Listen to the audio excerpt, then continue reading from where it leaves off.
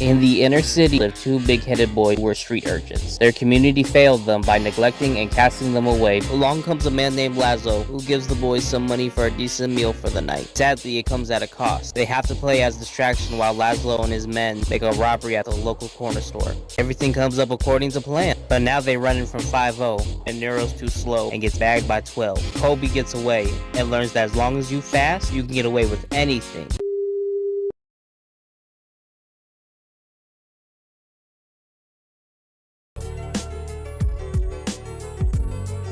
Cad goes back to the old neighborhood to look for the narc. Fortunately, he runs into Niro for the first time in years, and they had a good convo until Niro mentioned he was a cop now. Well, ain't you fancy now? Now he's more locked in to unalive the cop.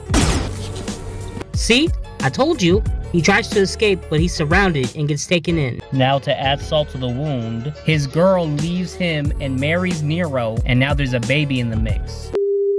5 years later, Cad gets fresh out, and he mad. The city council talks to Niro about it. I'll handle it.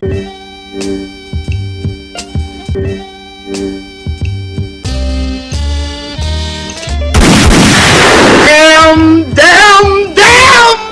It was funny like that in the hood sometimes. And you never knew what was gonna happen. I had done too much to turn back. And I'd done too much to go on.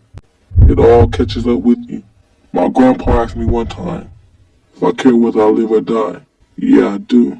Now it's too late. Man, what the fuck is you talking about? What the fuck was that?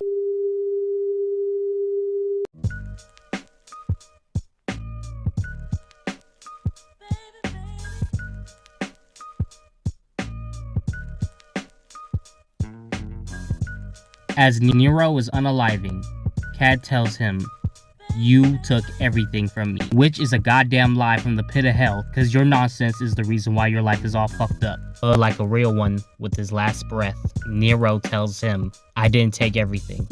And I was wondering how Colby Baines didn't realize that was his son. It's like looking at a mirror. And it's sad, you killed your best friend while he was still being your ace. But the nice lady from the city council comes to console the young orphan. That's right, because his mom died off screen. Cad didn't give a fuck, deadbeat, and that's how it ends. We don't know what happens to the boy. His name is Isaac, and hopefully, like the biblical figure, he brings a brighter future. This hit too close to home for me. I grew up in the inner city. It brought back some memories of being out late, going to the corner store, being harassed by the owners. Who do you steal that from? We didn't steal it from no one. Having to wake up early to make the city bus at 5 a.m.